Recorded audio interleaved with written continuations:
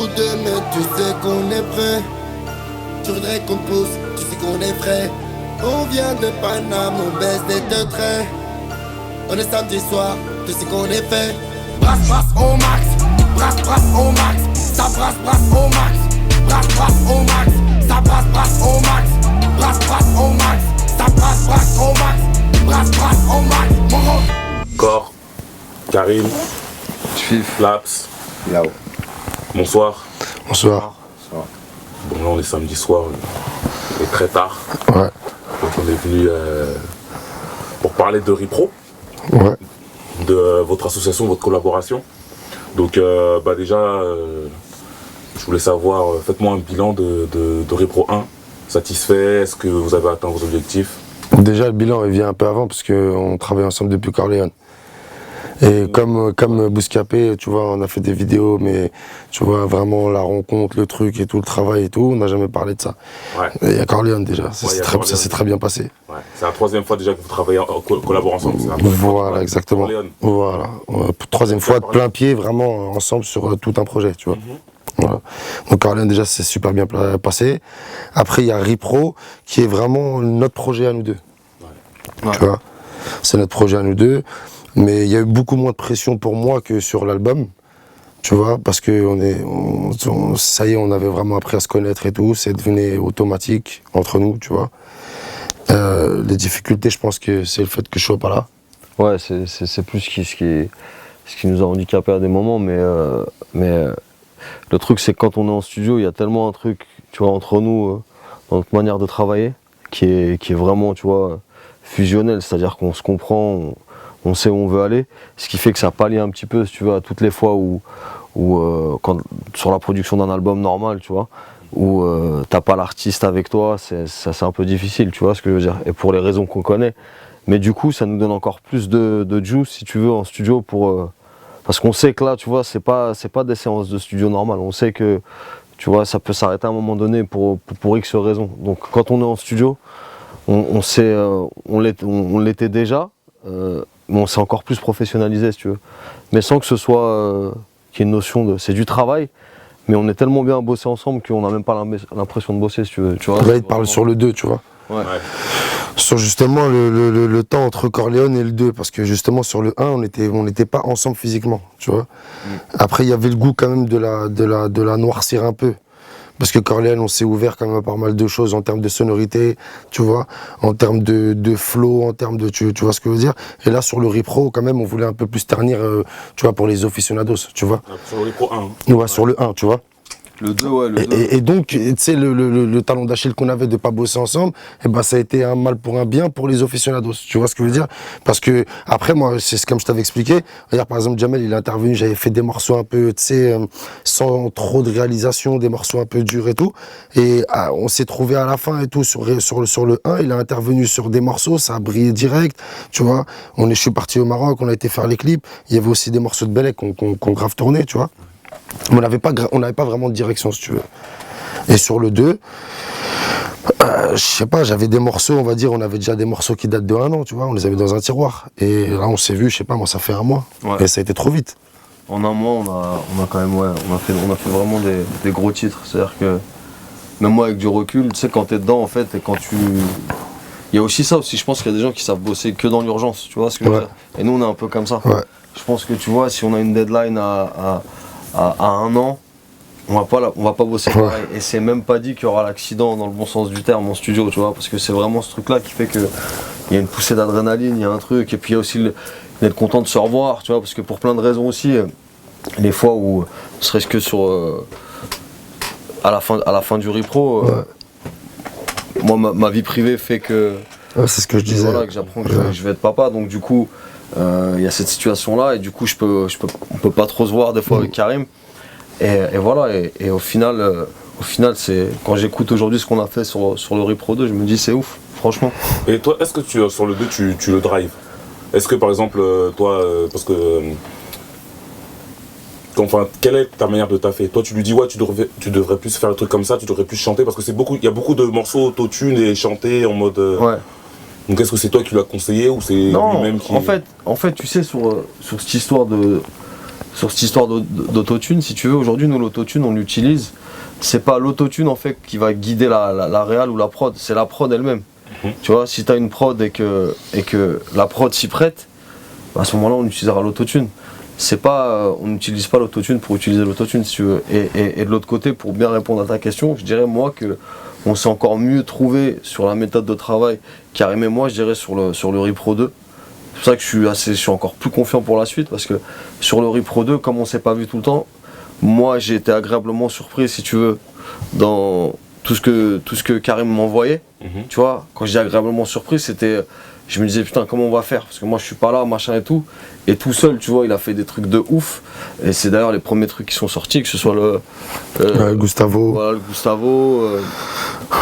Poutine. Poutine. Il y avait Belek avec moi. Voilà, il y a ce Poutine, truc-là Voilà, aussi. c'est ça. C'est Belek avec toi. C'est qui était avec toi, qui t'enregistrait, qui te drivait, qui faisait. Non, moi là, quand j'étais au bled, là, il y a Belek qui est venu rester 3 semaines avec moi.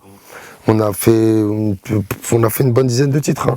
Après, il y en a 2 qui sont sur le projet, tu vois. On a fait plein de titres ensemble. Et après, moi, je me suis fait un studio chez moi. J'ai un très bon ami à moi qui s'appelle Abdallah. Il est venu chez moi. C'était un ingé. Et vas-y, frère, hein, tu vois, des prods, des trucs. Tu vois, j'avais déjà des prods de corps. J'avais déjà un petit peu tac, j'écrivais, j'ai bossé, tu vois. Et sur 15 morceaux, on sait qu'il y a 5 frappes, 5 bastos qu'il faut exploiter, tu vois. Après, voilà, on a fait des clips et tout. Et on s'est vu pour faire les 9-10 qui restent. Voilà. Mais en 3 semaines. Pourquoi je dis qu'on s'est... 3 semaines. 3 semaines. Ouais. Et pourquoi je dis que la méthode de travail aujourd'hui elle est mortelle, dans le sens où, tu vois, l'ossature du projet, ce sera toujours les aficionados, tu vois, à la base. Et quand tu es confiant, tu vois, quand moi j'écoute ce qu'il m'envoie, je me dis, ouais, je suis super confiant en fait sur la suite et là où on va aller, parce qu'on sait comment on peut, si tu veux, jauger, tu vois, et juger même, tu vois, de dire, voilà, là on a tel gros morceau, tel truc, ça va là, tu vois. En fait. Et ça avec Karim, ça a toujours été, si tu veux. D'ailleurs, on a une expression nous là-dessus sur les histoires de périph' et maréchaux, si tu veux, tu vois. C'est le périph', c'est les hits, tu vois. Ouais. Les maréchaux, bon bah c'est les morceaux. C'est-à-dire que des fois les maréchaux c'est mieux que les périphs, parce que le périph' peut être bouché. T'as capté ce que je veux dire? Donc on donne du respect à l'un et l'autre, hein, tu vois. Mais c'est juste en termes de sonorité et en termes de thème et en termes de, tu vois, il y a les périphs, il y a les maréchaux. Et on sait que dans un album ou dans une mixtape, faut un équilibre de tout, tu vois. Donc des fois même il me dit, tu vois, il m'appelle et 2h du matin, il me dit, regarde, je viens d'écouter tout, mais peut-être que celui-là faut l'enlever. Et peut-être qu'en vrai, il faut mettre celui-là, parce que peut-être que ça déséquilibre le tout. Quand tu regardes, c'est une ossature, tu regardes, tu dis, ah ouais, franchement, ouais, t'as raison, t'as capté. T'as enregistré combien de morceaux en tout pour ce projet-là? T'as enregistré pile poil les morceaux qu'il y a dedans ou t'en as fait Non, en fait, c'est pas que on n'a jamais fait ça, si tu veux. Pour le 1, on a fait les morceaux qu'il fallait. Pour Corleone, on n'a pas fait un morceau en plus. Tu vois, on a fait exactement les morceaux qu'il fallait parce que justement, à chaque morceau, comme je t'expliquais, la manière de travailler, c'est que lui, par exemple, il y a une prod, moi, je lui ai jamais dit non. Tu vois, parce qu'il sait, il me connaît, il sait là où il veut m'emmener aussi. Par exemple, ça correspond à tel thème, ce serait bien. Moi, t'as vu, quand je l'ai faite, j'ai pensé à ça, tu vois.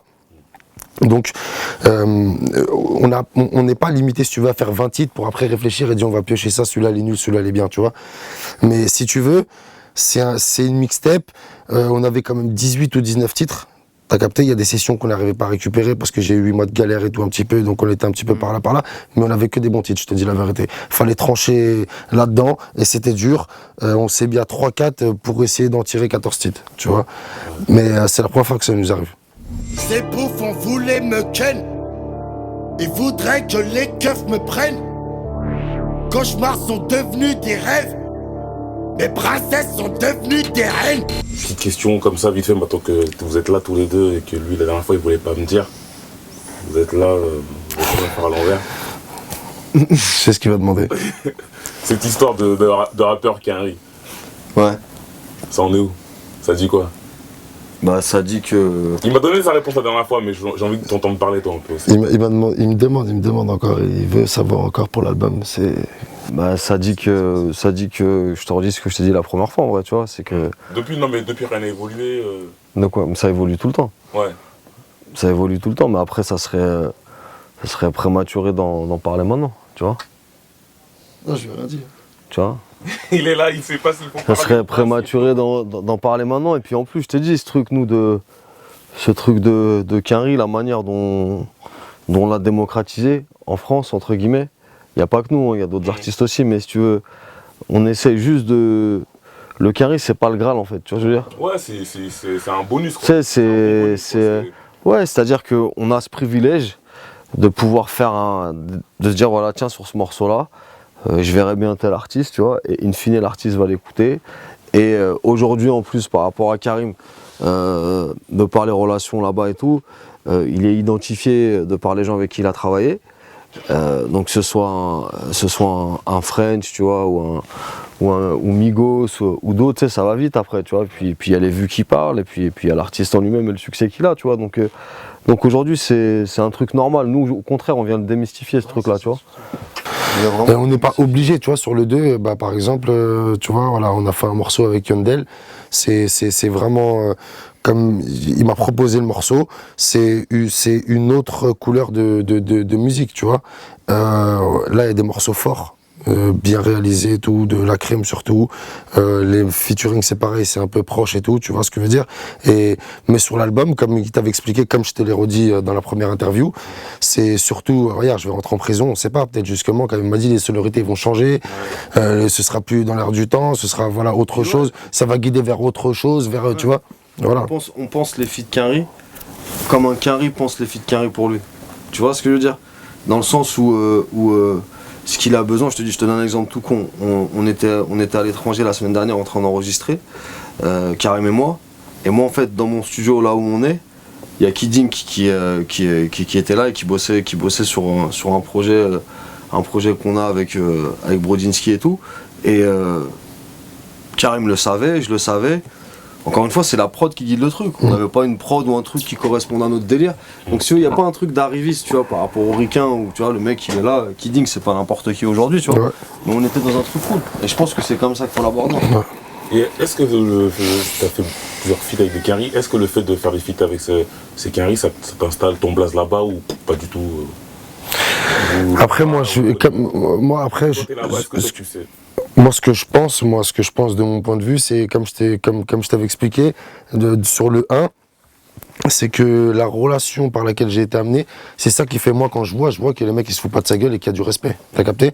C'est-à-dire forcément, moi j'ai vu déjà, tu vois, par exemple Spiff, qu'il y a un clip on est ensemble, t'as vu, pendant 3-4 jours, il y a un clip qui sort et il voit les vues, il pète un plomb, tac, il l'envoie à son équipe là-bas, ouais, tac, regardez, c'est un truc de fou, tu vois. Et il voit quand même qu'il y a un travail, on est respecté, tu vois, c'est bien. Donc bien sûr, et de ça, parce que je te dis qu'il y a quand même une relation quand même d'amitié, de bon travail, tu vois, avec Corps, tu vois. Tu peux arriver, tu peux être demain, je sais pas, peut-être tu peux vendre, je sais pas moi, 100 000 de plus, ou que tu peux être plus médiatisé que moi, ou ce que tu veux, et peut-être tu n'auras pas la même approche, tu vois, c'est quand même une chance, tu vois. Donc voilà. Ah ouais, il y a une bonne relation avec eux, et puis je te dis, toute l'équipe a kiffé Karim, tu vois. Les mecs, ils le savent. Tu vois, si je reprends l'exemple du morceau avec Migos, ça a été encore plus rapide que d'habitude, mais vraiment plus rapide, tu vois. Parce qu'aujourd'hui, tu vois, indépendamment de moi, tu vois, il a sa carrière, tu vois ce que je veux dire, il a les chiffres qui parlent pour lui, et à un moment donné, les mecs en face, et surtout les managers, tu vois, ils sont pas cons. Ils se disent à un moment donné, tu vois, qu'il leur faut des leaders d'opinion, tu vois, des mecs qui pèsent, tu vois, dans les pays où ils vont pour les shows, parce que c'est toujours un plus, tu vois, même si le mec il est booké, machin et tout, bah s'il est booké une fois, on pourra le booker 2 fois dans un laps de temps plus court parce qu'il y a eu un feat avec un mec, donc tu vois, avec la crime qui fait que les mecs le connaissent encore plus, tu vois ce que je veux dire. Et je pense qu'ils sont pas tous à penser comme ça. En tout cas moi, tous ceux avec qui je bosse, tu vois, on bosse en bonne intelligence en fait, tu vois. C'est un échange de bons procédés pour tout le monde. Le mal que je traîne, le diable qui m'entraîne. Je pense à des frères qui sont devenus des traînes. Frères, c'est qui dominent, première classe Boeing. Un truc aussi, j'avais oublié, il y a un morceau avec Walid et SCH et Rimkus sur le Repro 2. Ouais, mais tranquille. Parce qu'il y a encore au refrain aussi. Tombé, faut que les millions de vues. 1 mètre ou 2 mètres, tu sais qu'on est prêt. Tu voudrais qu'on te pousse, tu sais qu'on est frais.